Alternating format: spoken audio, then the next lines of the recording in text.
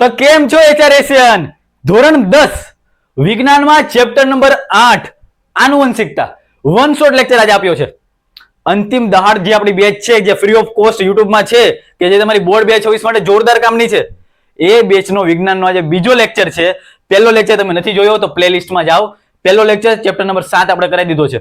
આજે chapter number 8 આપણે કરીએ છીએ આનુવંશિકતા અને ઉદુકાસ. સૌથી પહેલા સેમ 2 પૂરું કરવાનું છે, પછી સેમ 1 પૂરું કરશું. પણ આવશે મજા યાર, જોરદાર લેક્ચર આપશું. એવા સવાલ આપીશ કે જે તમારી પરીક્ષામાં પૂછાશે. છેલ્લે સુધી રહેવાનું છે. વિડીયો બહુ નાનો છે પણ છેલ્લે સુધી રહેજો, બહુ કામ લાગશે. કારણ કે આમાં જેવા સવાલ આપવામાં આવે છે બોર્ડ 2026 અને સ્કૂલની દ્વિતીય બી આ સવાલ તમને દેખાશે. અને હા, આ એકદમ બધું ફ્રી ઓફ કોસ્ટ થાય છે. તો યાર વિડીયો ગમતો હોય તો વિડીયો લાઈક કરો, ચેનલ ઉપર પહેલી વાર તો સબસ્ક્રાઇબ કરી નાખો. કારણ કે આ ચેનલ ફક્ત ને ફક્ત તમારા માટે બની છે. શરૂઆત કરી છે, બધા ટાઈમ નથી બગાડો, વન શોટ જોવો છે. પણ સૌથી પહેલા સર મને એ કહો કે બોર્ડ 2026 માટે જે તમારી અંતિમ દહાડ બેચ છે એમાં તમે અમને આજે આ કરાવો છો કે આનુવંશિકતા અને ઉદ્વિકાસ, તો આ ચેપ્ટર મને પરીક્ષામાં કેટલા માર્ક્સનું કામનું, એનો ગુણભાર શું છે? તો સિમ્પલ કહી દોજો, ખાલી આ ચેપ્ટર તમને કામનું છે 3 માર્ક્સ માટે. કેટલા માર્ક્સ માટે? 3 માર્ક્સ માટે. સર કેવી રીતના પૂછાય? 2 માર્ક્સનો એક સવાલ આવે, એક એમસીક્યુ આવે, એક ખાલી જગ્યા આવે, એક ખરું ખોટો, કેવી રીતના પૂછાય? હું તમને કહી દઉં છું મારા ભાઈ, કોઈ નહીં કે 3 માર્ક્સમાં તમને ખાલી દેખાવાના છે ઓબ્જેક્ટિવ. આ 3 માર્ક્સ અત્યાર સુધીનો રેકોર્ડ છે. અત્યાર સુધીનો રેકોર્ડ છે, બોર્ડ વાળા ઓબ્જેક્ટિવ કાઢવાના છે. હા, વચ્ચે 1-2 વર્ષમાં એવું થઈ ગયું 3 માર્ક્સનો સવાલ કાઢી નાખ્યો, પણ આપણા માટે 3 માર્ક્સના ઓબ્જેક્ટિવ આ ચેપ્ટરના કામના છે. કયા ઓબ્જેક્ટિવ પૂછાય છેલ્લે હું કહી દઈશ તમને. ઓબ્જેક્ટિવ પણ હું તમને આપી દઈશ. શું પૂછાય એ બી હું તમને કહી દઉં. આમાં જો ખરા ખોટા અને ખાલી જગ્યા, જોડકા આમાંથી નહીં આવે. ખરા ખોટા અને ખાલી જગ્યાના મોસ્ટ ચાન્સ છે આ ચેપ્ટરમાંથી પૂછવાના. અને કેવા પૂછાય બધી વસ્તુ તમને કહી દેવાનો છું. એચઆરએસ ની આગાહી આપવાનો છું કે એમાંથી પૂછાય ને પૂછાય જ. તો છેલ્લે સુધી રહેવાનું છે. તો 3 માર્ક્સનો ગુણભાર છે, બધું ઓબ્જેક્ટિવ જ પૂછાય છે. બાય ચાન્સ ક્યારેક એક 3 માર્ક્સનો સવાલ પૂછાઈ જાય તો કેવો પૂછાય એ બી હું તમને કહી દઉં. એની બહારનું કાંઈ ના કરતા, 100%ની વાત છે. ચાલો શરૂઆત કરી દઈએ. બેઝિક શું ભણીશું આપણે? તો ભાઈ સૌથી પહેલા તો પ્રસ્તાવના બેઝિક આનુવંશિકતા કોની કહેવાય એની વાત કરી લઈએ. મેન્ડલના જે 2 પ્રયોગ હતા, એક સંકરણ અને દ્વિસંકરણ, બહુ કામનો છે, એ જોઈ લઈશું આપણે. લિંગ નિશ્ચયન આ જ ટોપિક છે કે જેના માટે આજનો લેક્ચર છે. લિંગ નિશ્ચયન અને છેલ્લે આપવાની છે આપણે એચઆરએસ ની આગાહી. તો આટલી વસ્તુ આપણે કરવાની છે. હજી કહું છું ભાઈ, નોટ પેન લઈને બેસી જાજો. જેટલી બી વસ્તુ આપવામાં આવે છે લખતા જજો, કારણ કે વિડીયો નાનો છે, લાગશે વાર, આવશે મજા. એ આપણે નિયમ સાથે શરૂ કરીએ પ્રસ્તાવનાથી. સર પ્રસ્તાવના જોવાની છે આનુવંશિકતાની. મને કહો કે આનુવંશિકતા હોય તો શું થાય? આનુવંશિકતા કેમાં જોવા મળે? તો ભાઈ આપણને ખબર છે. ફોર એક્ઝામ્પલ તમને એમ કહી દઉં કે કોઈ પણ મોટી સેલિબ્રિટી તમે લઈ લો, કોઈ પણ મોટી સેલિબ્રિટી, એના છોકરા કે જેને આપણે બધા ઓળખતા હોઈએ, XYZ કોઈ બી લઈ લો, તો એના છોકરા મને કહો કોના જેવા દેખાય? ધારો કે કોઈ એક્સ નામનું વ્યક્તિ છે, એનું છોકરું કેના જેવું દેખાય? તો એના પપ્પા જેવું, કાંઈ મમ્મી જેવું. હા કે ના? ધારો કે શાહરુખ ખાનનો છોકરો છે, કોના જેવો દેખાય? એના મમ્મી પપ્પા જેવો. એની બહારનું કોઈનું દેખાય નહીં, પોસિબલ જ નથી. અમિતાભ બચ્ચનના છોકરા, એના મમ્મી કે એના પપ્પા જેવા, એના જ લક્ષણો આવશે. આને આનુવંશિકતા કહેવાય મારા ભાઈ. આજુબાજુના પાડોશીના લક્ષણ નથી આવવાના, હંમેશા પિતૃના લક્ષણો આવે. કેના લક્ષણો આવે? પિતૃના લક્ષણો સંતતિમાં આવે.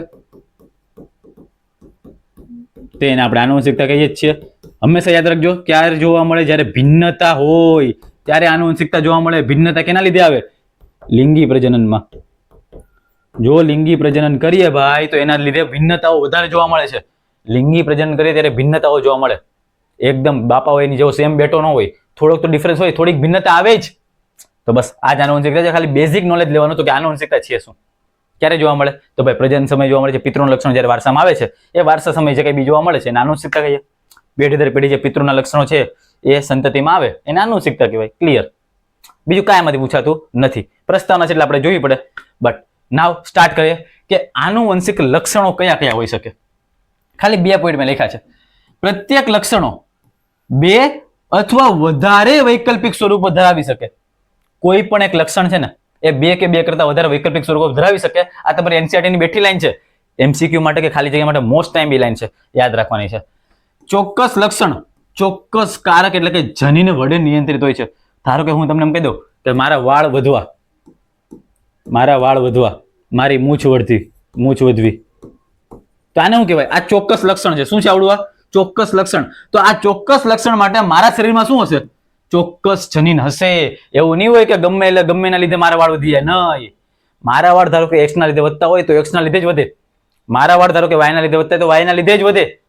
આનો મતલબ કે ચોક્કસ લક્ષણ માટે ચોક્કસ જનીન હોય. જનીનનું બીજું નામ કારક. તો આ મોસ્ટ ટાઈમ લાઈન છે, યાદ રાખવાની છે.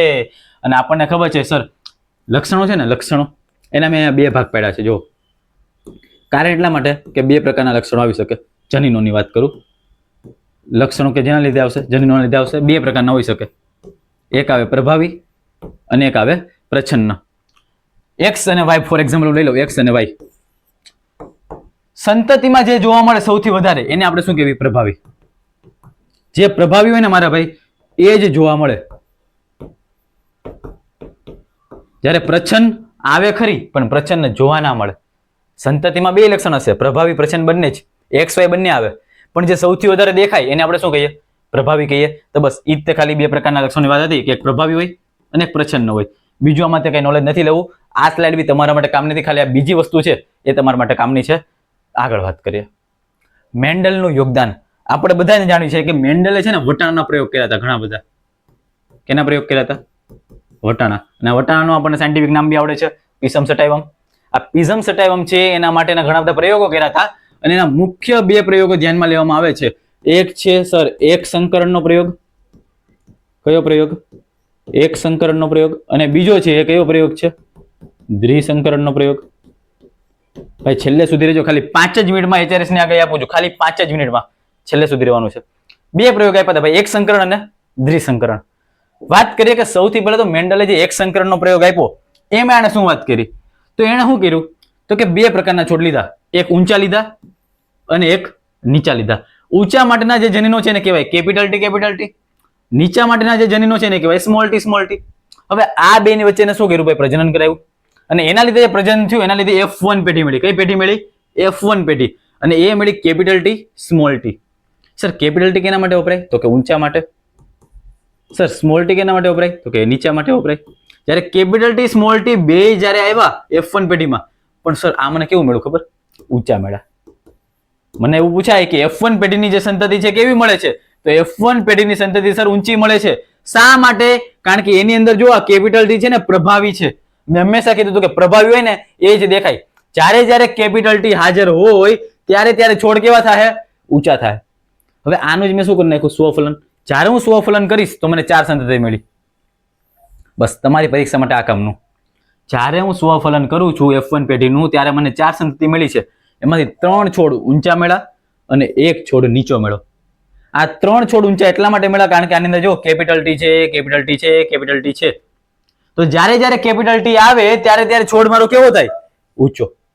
અને જ્યારે મારે કેપિટલ ટી નથી, બંને સ્મોલ છે, ત્યારે મારો છોડ કેવો હશે? નીચો. તો ફક્ત ને ફક્ત તમારે આટલી જ વસ્તુ યાદ રાખવાની છે કે મેન્ડલનો જે એક સંકરણનો પ્રયોગ છે એનું રિઝલ્ટ શું આવ્યું? 3:1. 3 છોડ કેવા આવે છે ભાઈ? ઊંચા. અને 1 છોડ કેવો આવે છે? નીચો. આટલી વસ્તુ મને યાદ રહેવી જોઈએ. જો યાદ રહેતી હોય તો આપણે આગળ જઈએ. અને હવે આવે છે મેન્ડલનો દ્વિસંકરણનો પ્રયોગ. તમારી ચોપડીમાં બહુ મોટું કોમ્પ્લિકેટેડ આપ્યું છે. ખાલી હું તમને પૂછું એક જ સ્લાઇડ યાદ રાખો, બાકી બધું ભૂલી જાઓ.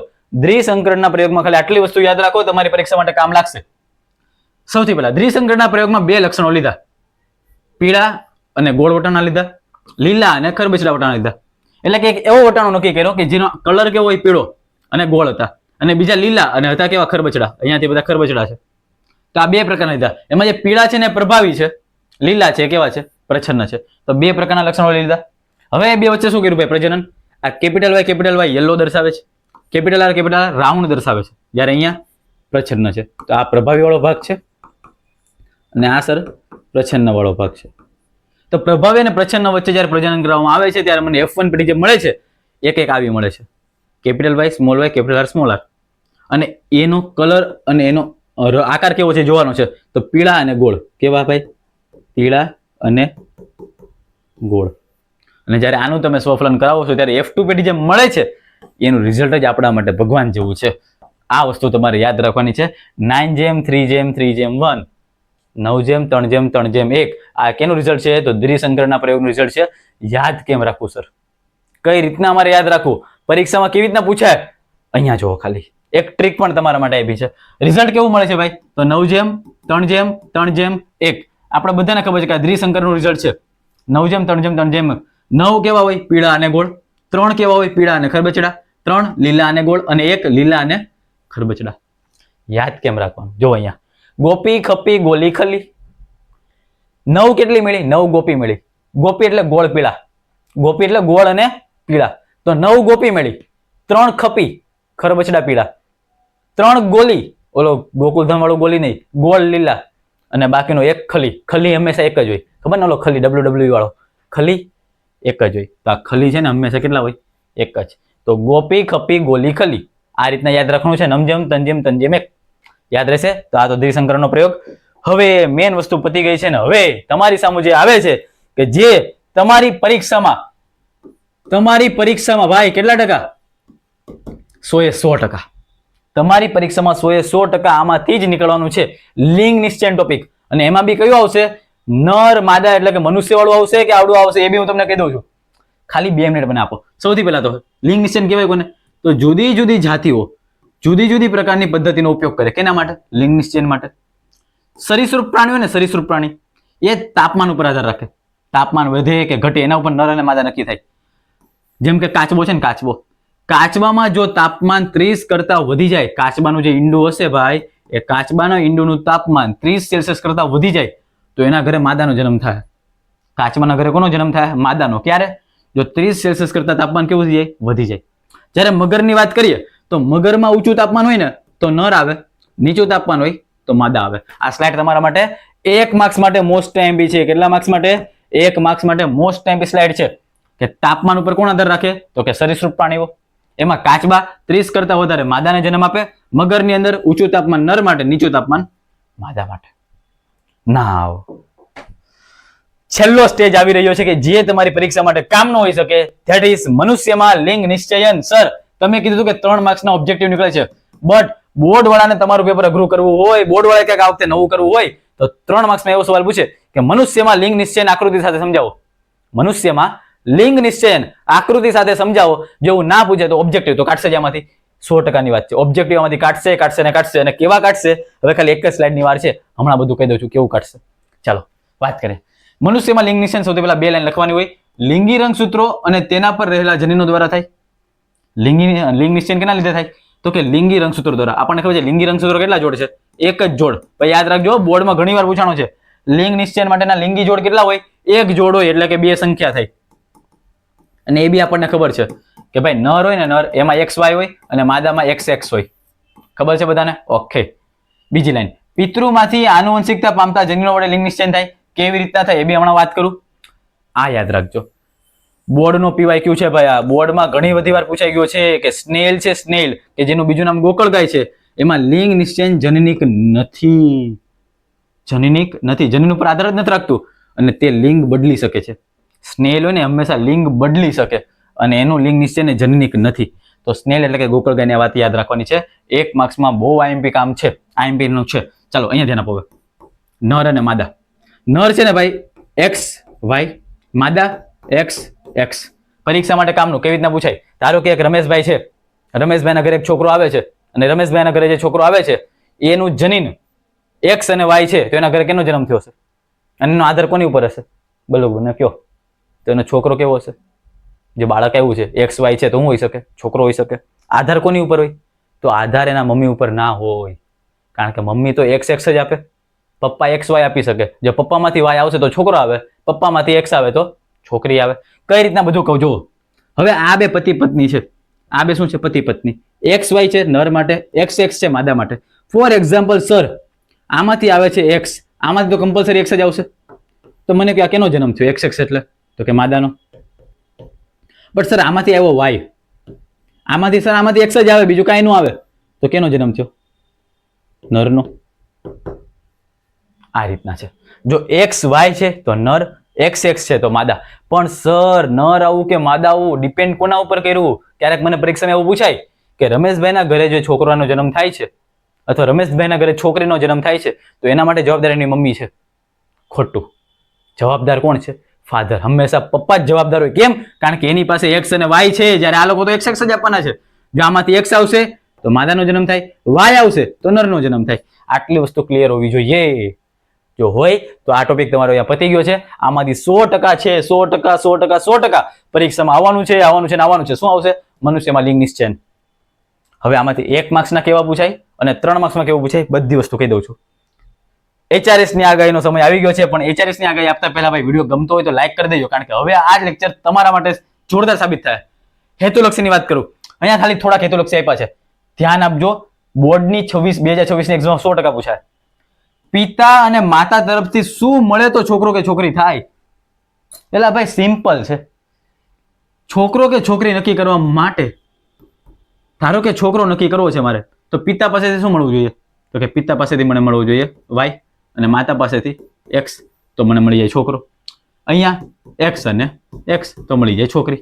તો આ પેલો ઈજી પપ્પુ જેવો સવાલ છે. બીજો, સ્નેલ લિંગ નિશ્ચયન લિંગ બદલી શકે, સાચી વાત કે ખોટી વાત? ભાઈ હમણાં ભણ્યા કે સ્નેલ છે લિંગ બદલી શકે છે. ત્રીજી વસ્તુ, સજીવોમાં પેઢી દર પેઢી જનનિક માહિતીનું વહન ખાલી જગ્યા વડે થાય. સજીવોમાં પેઢી દર પેઢી છે એ જનનિક માહિતીનું વહન કોણ કરશે? તો ભાઈ એક સિમ્પલ જવાબ છે જે પરીક્ષામાં મોસ્ટ ટાઈમ છે, ડીએનએ વડે. કેના વડે થાય? ડીએનએ વડે. ચાલો, HRS ની આગાહી છે કે આ સવાલ તમારી બોર્ડ 2026 ની પરીક્ષામાં 100% આવશે. રંગસૂત્રોની સંખ્યા અને જોડ વાળો સવાલ. ટોટલ 23 જોડ હોય શરીરના કોષોમાં, એમાંથી 22 જોડ હોય દૈહિક ક્રિયા માટે અને 1 જોડ હોય લૈંગિક માટે. 1 જોડ છે કેના માટે હોય છે? લૈંગિક માટે. 22 જોડ છે બધી દૈહિક ક્રિયા કરશે. 1 જોડ કે જે ખબર છે આપણે XX અને XY, XY હોય નરમાં, XX હોય માદામાં, એ લૈંગિક જોડ છે. સંખ્યા પૂછે તો ડબલ કરશો, જોડ પૂછે તો અડધી. એકવાર તમને ક્લિયર કરાવી દઉં. જો સંખ્યા પૂછે, શું પૂછે સર? સંખ્યા, અને બીજું હોય જોડ. તો ટોટલ જોડ કેટલી છે? ટોટલ 23 જોડ. તો સંખ્યા કેટલી થાય? 46. જો દૈહિકની વાત કરવામાં આવે તો દૈહિક કેટલી જોડ છે? 22 જોડ. તો એની સંખ્યા કેટલી થાય? 44. અને જો લૈંગિક પૂછે તો લૈંગિકની કેટલી જોડ? 1 જોડ. સંખ્યા કેટલી થાય? 2. તો સંખ્યા અને જોડમાં ક્યારેય તમારે આમ તેમ થરવાની જરૂર નથી.